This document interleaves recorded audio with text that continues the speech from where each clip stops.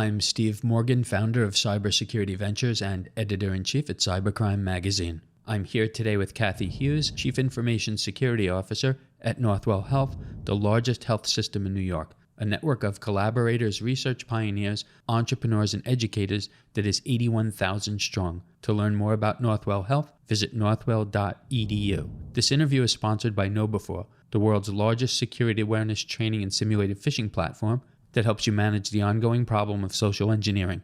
To learn more about our sponsor KnowBe4, visit knowbe4.com. Kathy, welcome. Great to have you back on with us. Well, thanks for having me, Steve.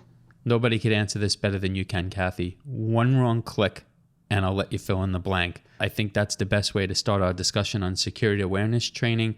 So, tell us what can happen, any organization, anywhere. So one wrong click, and that's either clicking on an embedded malicious link that's in an email or a malicious file, or by even clicking on a pop-up that's displayed when browsing the internet, could launch ransomware or some other type of malware that could cripple an organization by making both the systems and the data unavailable. And that could be for not only hours or days, but even for weeks or months. So of all the people I've talked to, Kathy, you're one of the best insofar as security awareness training, the number of people you've been responsible for, the programs that you've run. And it just amazes me after all of these years. I think I first talked to you maybe 4 years ago, and we've talked to so many other CISOs. Here we are, 2022, going into a new year, and we're still talking about the same old thing. It's still happening, unfortunately. The number of phishing scams is on the rise. The number of people who are clicking, not in your organization necessarily, but globally, is on the rise, something that we have to combat. Before we jump in and talk about all of that, if I remember correctly, the first time I ever spoke to you, you were responsible for an enterprise of maybe 60 some odd thousand people. And then you came on another time with us. I think it was 70 some odd thousand people. If I'm not mistaken, it might be over 80,000 people at this point. So maybe just give us a sense of the size of Northwell and what you're responsible for there. Sure. So now we're at about 83,000 employees, and we consist of about 23 hospitals, 850 practices. We have 12,000 physicians, 5,000 employed doctors, and we service approximately 11 million patients, and we're a $15 billion organization. So we continue to grow. We primarily are located in the New York metro area, spanning Long Island, as well as into various parts of New York State. And as you said, Steve, I've been the Chief Information Security Officer here it's been 7 years already, hard to believe. And I had started my career primarily in the information technology services area, where I oversaw network departments, desktop server storage, data center help desk teams. And as the CISO now, I'm responsible for all the security tools and technologies, our threat management program, vulnerability management, identity and access management, risk management, security governance, which does include security awareness and training, and maintaining all of our policies and procedures. Now, with everything you have on your desk, Kathy, and that's a lot, that's a mouthful, but, same would be true for a lot of other CISOs. It's an incredibly important job and carries so much responsibility.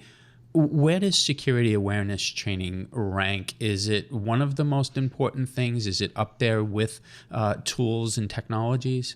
Security awareness and training is probably the most important thing that a CISO can do and is responsible for. Security tools and technologies absolutely are required, but security awareness and training is it's right up there. I would say it's very equivalent.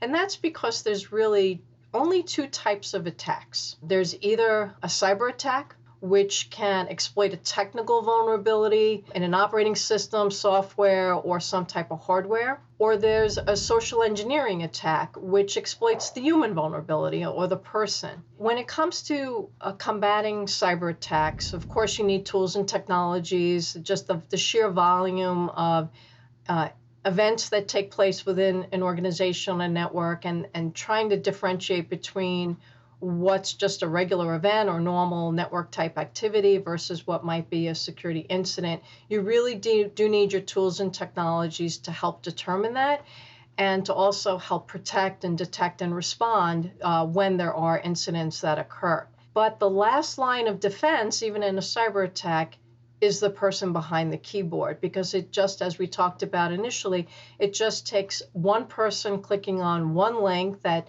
bypasses all those technologies in order for an organization to really become crippled, and it could potentially have a severe impact on operations. The other type of attack is a social engineering attack, where the threat actors are really trying to exploit a vulnerability in a person. They're trying to elicit some type of emotion. They're trying to instill fear or a sense of urgency. And they do that by either sending a phishing email where they're asking someone to respond or provide some information through email. So they're not exploiting a technical vulnerability. They're trying to get somebody to do something. But what we're seeing more commonly now is that many threat actors are using what we call smishing techniques, where they're sending text messages, which is another form of social engineering, trying to get the recipient to interact with them and provide information or click on a link through a text. And the other method is vishing, which is voice phishing, where a threat actor calls somebody and, again, tries to create that sense of urgency or fear, or tries to evoke some type of emotion to get the recipient to take an action where they would provide some sensitive information or provide credentials that would enable the threat actor to gain access to the system. So because the person is the last line of defense, even in a cyber attack, and because really the only way to effectively combat a social engineering attack is through security awareness and training, it really is just as critical as the security tools and technologies that are in place to thwart an attack and to respond to an attack. So, Kathy, I want to go back in time. I don't know how far back you'd like to go. You've been a CISO for 7 years. You have an impressive background. You've been in the field, for years before that. We had somebody on the podcast the other day. We were reminiscing. We worked together back in the 80s, not to date myself, but, you're talking about a time when it was pre-internet, no such thing as a browser. People didn't bring phones to work. It was a completely different time. But maybe if we went back, say, even a decade ago or 5 years ago, are things getting more difficult?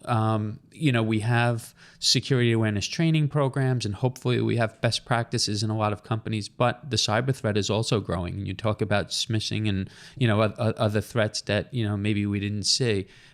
Is it getting more difficult to cover all of these threats for a CISO and their teams? Yes, it's getting more challenging. What has been very productive, I guess, or valuable, is that it's not as foreign a concept anymore to people as it was a decade ago. Back in the day, no one heard of cyber attacks or security, and positions like mine didn't even exist. So it is relatively new, and it did take a lot of time and effort to really create that initial awareness. But, fortunately, we have a CEO who really, and a board who truly understand the risk that these cyber threats now pose to organizations like Northwell, and they've been extremely supportive of the different initiatives and things that we've done over the past 7 years to really secure the environment and to educate our employees. We have used different methods of awareness and training that have targeted different audiences. And we also use different messages, because not one size does not fit all. So we've had to really kind of modify and adjust. It's a continuous process. It's not a one-time set it and done it kind of a thing and move on. It's continuous. It requires creativity to make sure that you're hitting upon the key points in a way that people find relevant to not only their professional life, but their personal life, and to also make it real and to provide real life examples and to make them feel part of it, because it's just not my team that's responsible for security at Northwell. It's everybody's responsibility. And we try to instill that value, that core value, in our workforce. So, what about new employees these days? Your typical new hire coming into an organization, doing anything from a doctor to, a nurse to an administrator. Do people have a little more awareness when they first join a company, not necessarily yours, but just any company? Are they going in maybe with a little bit of knowledge around the cyber threat today?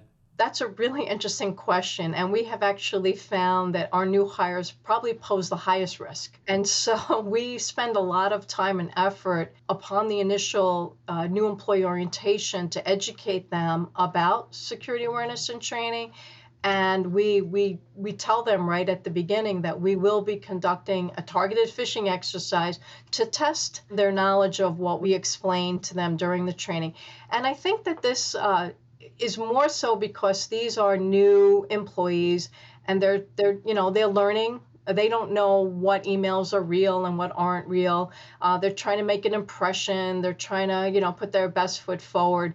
So I think part of that has to do with the fact that they're not sure on what, say, a typical branded Northwell message would look like. So they're more inclined to open up emails and perhaps click on things. I'll give you just an example, theoretical example. There might be somebody whose job it is to process invoices for Northwell. So if they receive an email that says, oh, click on this link to process an invoice, they might not be fully aware of what the proper procedure is at that point. So they might be more inclined to do that. So we do spend a lot of time and effort, as I mentioned, during the new employee training, educating them, showing them what a properly branded email looks like, as an example. We make sure that they truly, if they have any questions, that they know they should ask their supervisor for guidance. And then we tell them that we conduct these regular exercises, and we actually follow up, within a few weeks of when they first start, and then we do it again like another month later to make sure that we've really focused on making sure that they have the appropriate training and tools to make sure that they don't become victims and fall, so that they're not susceptible to becoming a victim for a phishing attack. We had somebody on the podcast earlier this week talking about security culture. They authored a report. It was a very interesting discussion. And just listening to you, you made a reference to your CEO, which you have in the past, and your CIO. Northwell, in my opinion, from what I hear, absolutely has what I'd call a security culture, which is a very good thing, but not so many companies do. Do you consider yourself to have a security culture there, and how important do you think that is for other companies? It's critical because, what culture, at first it's like people ask, what is security culture? And really it's about, the values and attitudes and that are just inherent to the way you work. And that's reflected by the way you act. And so we try to build security awareness and training into everybody's DNA or into their culture, so that it just becomes second nature to them. It's something that they don't have to really think about. It's just something that they do, and that there's always in the back of their head whenever they're doing anything online. And so it is really important that people understand that, and really we tell them right at the bat. That's why we do participate in the new hire training, and we provide materials. We provide feedback to leaders on how their staff does in phishing exercises, as an example, through leadership dashboards and grading that we do, and to show how many people interacted and didn't with particular campaigns that we run. And we really try to reinforce that it's everyone's responsibility from the ground up and from the top down. And it's all about, being, an effective security culture is one where everybody recognizes that having that security mindset is critical to the organization being successful. We have a tagline where we bake security into everything that we do. So we're always aligning what we do with our core objectives. And we also reiterate that really security is a core value. It's not an obligation or an expense. We've been very successful in trying to ingrain that upon not only the entire workforce on an ongoing basis, but also to new hires when they first join the organization. So, Kathy, it's the end of the year. It's a time of year where a lot of people are looking back, they're looking ahead, they're giving advice to other people. I want to ask you for some advice for organizations who aren't as fortunate as yours because they're smaller. There's a lot of small hospitals, small health systems out there across our country. And because of their size, they don't have a CISO. And in some cases, they have very small IT staffs. What advice do you have to them insofar as paying attention to security, training their employees, making time for it, and any resources that are out there to help them? Yeah, so I think that is really important. It has to be a priority because it is just that critical to an organization's success at trying to thwart an attack. And I think it's important. I think a very some practical advice is that you should plan out a calendar and try to make sure you come up with a theme of the month, and then try to use all different methods to try to reach the entire workforce, because we have different ages of people and people come from different backgrounds, and just respond to different types of communication. Some people just live and breathe in their email box. Others are on social media. Others respond to posters that might be displayed in hallways. So it's really trying to leverage all different types of ways to get the message across, and to make sure that you're keeping the type of training that you do, which can be formal training online, it can be classroom type training, it can be just a newsletter posting, it could be a contest that you run. There's so many different methods that can be used that just isn't the standard or traditional type of classroom training that I think a lot of people tend to think that's what it is. It's all of the above. It's infographics, videos. We create a lot of short videos. It's just using all different methods to try to get the message across and to use topics that are relevant.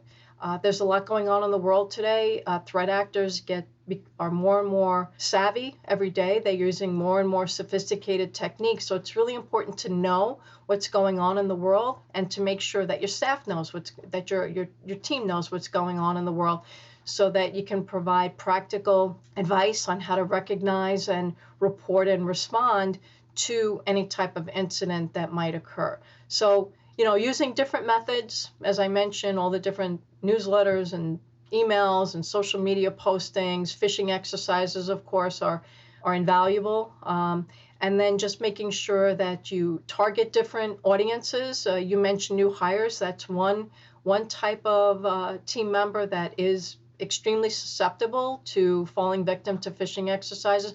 But you also have other targeted areas, such as people in the financial department that might be responsible for, say, doing wire transfers or paying invoices. Leaders also, executives, are very targeted because people try to impersonate them to try to get other folks to do things that they wouldn't normally do, like providing sensitive information.